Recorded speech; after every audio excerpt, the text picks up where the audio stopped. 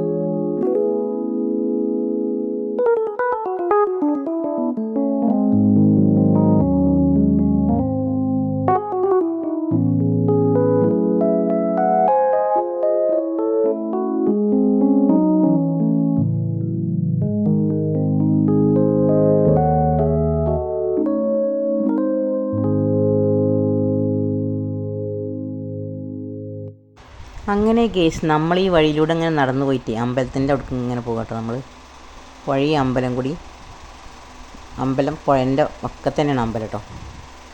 നമുക്ക് ആ അമ്പലത്തിൻ്റെ അടുത്ത് കൂടി ഇങ്ങനെ പോയാലോ? അമ്പലമൊക്കെ ഒന്ന് കാണട്ടോ. ഇതൊരു 150 വർഷം മുന്നേ ഉള്ള അമ്പലം കേട്ടോ. ഈ അമ്പലം ഒന്ന് പൊളിഞ്ഞ് കിടന്നതാണ്, ഒക്കെ ശരിയാക്കിയതാണ്. ഇപ്പോൾ ഞങ്ങളൊക്കെ കുട്ടികളായപ്പോൾ അത് പൊളിഞ്ഞ് കിടക്കിയിരുന്നു. അപ്പോൾ ഒക്കെ ശരിയായിക്കണം. നമുക്ക് ഇങ്ങനെ നടന്നു പോകാം അമ്പലത്തിൻ്റെ അവിടെ. നമ്മൾ എത്താറായിട്ടുണ്ട് അമ്പലത്തിൻ്റെ അടുത്ത് കേട്ടോ.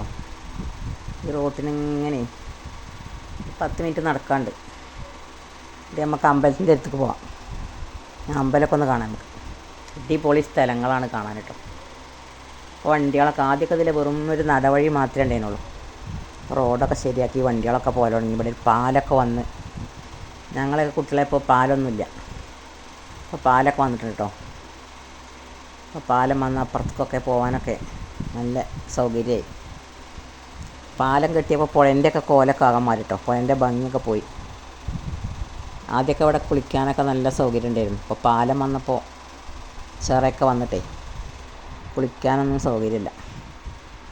നമുക്ക് അമ്പലം ഒന്ന് കണ്ടാലോ? അമ്പലത്തിൻ്റെ അവിടെ നമ്മൾ എത്താറായിട്ടുണ്ട് കേട്ടോ. ഈ റോട്ടിന് ഇങ്ങനെ നടന്നു പോകാം. നമുക്ക് കുറച്ച് നടക്കാണ്ട് ഈ റോട്ടിൽ കൂടി.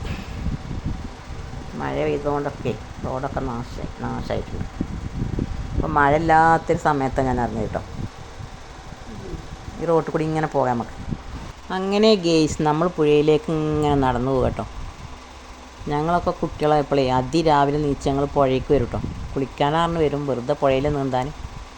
കുട്ടികളൊക്കെ സ്കൂളില്ലാത്ത ദിവസം എല്ലാവരും കൂടെ വന്നിട്ട് രാവിലെ വന്നിട്ട് നല്ല പുഴയായിരുന്നു കേട്ടോ. അന്ന് നല്ല വൃത്തിയില്ല പുഴയായിരുന്നു. ഇപ്പോൾ വൃത്തിയൊന്നുമില്ല. അവിടെ ഇവിടെയൊക്കെ മാടും പുല്ലൊക്കെ വന്ന് നല്ല വെള്ളമായിരുന്നു.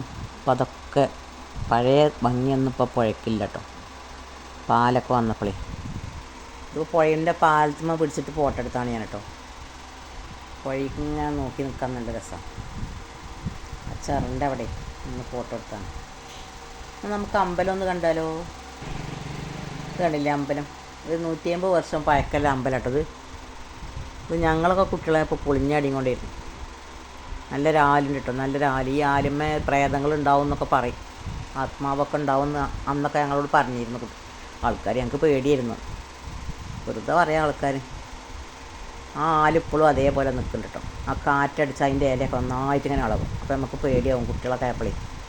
ഞങ്ങൾ പ്രേതമുണ്ടെന്നൊക്കെ പറഞ്ഞ് പേടിപ്പിച്ചു ഞങ്ങളെ. അപ്പോൾ നല്ല അമ്പലമായിക്കുന്നു, ഉഷാറായിക്കുന്നു അമ്പലമൊക്കെ.